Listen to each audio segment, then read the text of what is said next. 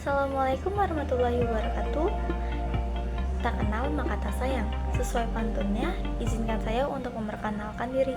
Nama saya Della Nuranggreni. Saya dari kelas S3 1B dengan NIM 2400939. Sebelum saya memulai presentasinya, izinkan saya untuk mengucapkan banyak terima kasih kepada Bapak Isa Karyawan, SPD MKOM selaku dosen pengampu mata kuliah Matematika Diskret, dan teman-teman yang saya banggakan atas kesempatan untuk saya mempresentasikan makalah dengan judul Pengaplikasian Konsep Himpunan pada Formulir Interaktif di HTML. Bagian pertama ada pendahuluan, yaitu teknologi informasi sudah mempengaruhi secara signifikan terhadap aspek kehidupan manusia. Salah satunya dalam hal mengelola data dalam bentuk digital. Pada dasarnya formulir atau form itu biasanya digunakan secara langsung, akan tetapi kali ini formulir ini digabungkan oleh teknologi informasi menjadi formulir interaktif. Di dalam formulir ini formulirnya akan interaktif, akan dibikin secara interaktif dengan menggunakan bahasa pemrograman. Formulir interaktif adalah alat yang penting untuk melakukan pendaftaran, survei, dan pemesanan. Dalam pembuatan formulir interaktif ini, kita dapat menggunakan bahasa pemrograman yaitu HTML, dan selain HTML juga ada namanya bahasa JavaScript. Untuk penjelasan lebih lanjutnya, simak video presentasi makalah saya. Selanjutnya itu ada tujuan penelitian, yaitu penerapan konsep himpunan dalam pembuatan formulir interaktif berbasis HTML. Yang kedua ada penggunaan dari formulir interaktif ini dapat melihat secara real time jawaban dari pengguna lain. Selanjutnya ada dasar teori. Dasar teori yang kali ini saya akan menjelaskan tentang himpunan. Himpunan adalah kumpulan dari beberapa objek yang berbeda. Objek dalam himpunan ini disebut sebagai elemen, anggota, atau unsur. Dalam notasi matematika, himpunan ditulis dengan menggunakan tanda kurung kurawal. Contohnya seperti di dalam kurung kurawal itu ada A, B, C yang menunjukkan bahwa himpunan tersebut terdiri dari elemen A, B, dan C. Konsep himpunan terbagi menjadi 3, yaitu ada gabungan atau yang disebut dengan union, gabungan antara kedua himpunan yang berisikan semua elemen dan menghasilkan satu buah himpunan baru dengan berisikan gabungan antara kedua himpunan. Jadi di dua himpunan ini memiliki elemen-elemen yang banyak dan dijadikan satu buah himpunan baru yang berisikan semua elemen dari kedua himpunan itu. Yang kedua ada irisan atau intersection, irisan antara dua himpunan dari menghasilkan himpunan baru dengan berisikan elemen yang sama dalam kedua himpunan tersebut. Dalam yang sebelumnya kan namanya gabungan. Kalau gabungan ini elemen dari keduanya digabungkan menjadi satu. Akan tetapi kalau irisan ini diambil elemen yang sama saja. Jadi dari dua himpunan menjadikan satu himpunan yang berisikan elemen yang sama. Selanjutnya ada perbedaan atau selisih, disebut juga difference, perbedaan antara dua himpunan dan menghasilkan himpunan baru, yang dimana himpunan tersebut berisikan elemen yang ada di himpunan A tetapi tidak ada di himpunan B. Jadi di dua himpunan ini, himpunan A dan himpunan B, jika elemen yang di himpunan A itu ada tapi di elemen B itu tidak ada, maka dari itu disebut juga oleh selisih atau difference. Selanjutnya ada dasar teori HTML dan JavaScript. HTML adalah bahasa markup atau membuat sebuah web dengan menggunakan beberapa elemen dan tag utama yang tersedia di HTML. Elemen utamanya yaitu ada form, input, dan button.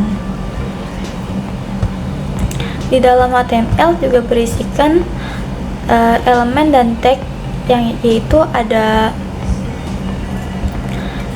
doctype. HTML itu artinya untuk memanggil semua elemen-elemen utamanya. Terus yaitu ada HTML length, itu gunanya untuk di dalam dokumen akan menggunakan bahasa apa, contohnya itu seperti bahasa Inggris. Terus yang ketiga itu ada head atau disebut juga sebagai kepala. Jadi di tag HTML ini berisikan informasi tentang halaman web dalam bentuk header, termasuk judul, meta tag, dan style sheet yang tergabung ke dokumen lainnya. Selanjutnya ada elemen title dengan artinya yaitu judul. Nah, judul yang akan digunakan pada dokumen HTML dibuat dengan menggunakan elemen berikut, yaitu title. Nah, judul ini dapat muncul pada tab atau jendela browser dan juga memberikan deskripsi singkat tentang bagian halaman web. Selanjutnya ada body, yang dimana tag berikut menjelaskan bagian yang dapat terlihat pada halaman web seperti teks, gambar, dan video, dan lain-lain juga yang telah memiliki masukan dalam tag body ini. Selanjutnya ada elemen P. Elemen P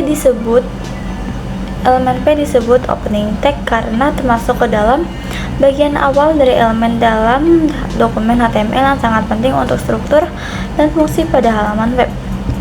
Yaitu selanjutnya ada JavaScript.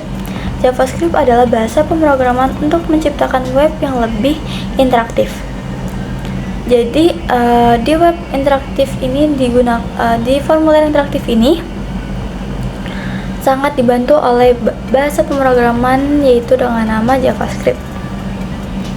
Selanjutnya ada pembahasan. Yang pertama itu pembahasan mengenai pengelolaan input data. Proses inputnya itu pengguna formulir ini jadi itu pengguna memberikan informasi dari formulirnya, habis itu dikumpulkan dari beberapa jawaban dari pengguna ini. Terus habis itu jawaban di dalam formulirnya ini oleh sistem akan divalidasi datanya. Misalnya ini memastikan kolom tidak kosong. Jadi pengguna bisa mengetahui maksudnya kayak di dalam si pengguna ini jika ada yang lupa diisi itu diingatkan oleh sistemnya kalau ada bagian yang dia lupa atau belum dia isi gitu. Selanjutnya ada manajemen data. Data dikelompokkan ke dalam himpunan lokal dan global. Himpunan global ini yaitu himpunan dari semua jawaban pengguna yang telah mengisi formulirnya ini. Yang kedua, memastikan keamanan dan efisiensi data. Selanjutnya itu ada pengelolaan dan pengelompokannya ini dari semua jawaban pengguna dapat dilihat secara real time di bagian bawah formulir yang telah si pengembang buatnya ini. Ada hasil eksperimen. Yang pertama itu tampilan formulir. Formulir interaktif dengan elemen-elemen utama pada HTML yaitu yang pertama ada input, checkbox, dan button. Jadi di dalam pembuatan formulir interaktif ini dibutuhkan elemen-elemen utama dari HTML yang sudah saya sebutkan sebelumnya. Dari 3 elemen utamanya ini itu sangat checkbox ini untuk pengguna agar bisa mencentang jawaban yang ingin mereka isi. Terus untuk input yaitu penginputan jawaban dari pengguna untuk sistem gitu. Terus button tuh digunakan untuk mengirim jawaban yang memang sudah si pengguna kirimkan. Selanjutnya ada output data secara real time. Jadi yang pertama itu data dari pengguna ditampilkan langsung pada halaman. Di bawah halaman formulir terdapat jawaban dari pengguna yang telah mengisi si formulirnya ini. Jadi jawaban dari pengguna dapat dijadikan sebuah input, langsung dijadikan himpunan, yaitu ada gabungan, irisan, dan selisih. Di gabungannya ini makanan yang dipilih oleh pengguna, irisan ini makanan yang dipilih makanan yang sama yang dipilih oleh pengguna, selisih ini makanan yang belum dipilih oleh pengguna gitu. Terus yang kedua ada operasi himpunan menghasilkan gabungan, irisan, dan selisih. Jadi di operasi himpunan ini akan terlihat langsung di bawah formulir interaktifnya, di bawah formulirnya gitu. Terus di dalam pembuatannya juga memang diperlukan bahasa JavaScript. Selanjutnya ada kesimpulan. Pada makalah ini dapat diambil kesimpulan beberapa poin diantaranya. Yang pertama ada konsep himpunan mempermudah pengolahan data. Yang kedua, HTML dan JavaScript membantu menciptakan formulir yang interaktif dan dinamis. Dan yang terakhir, formulir interaktif memberikan efisiensi dalam pengumpulan data.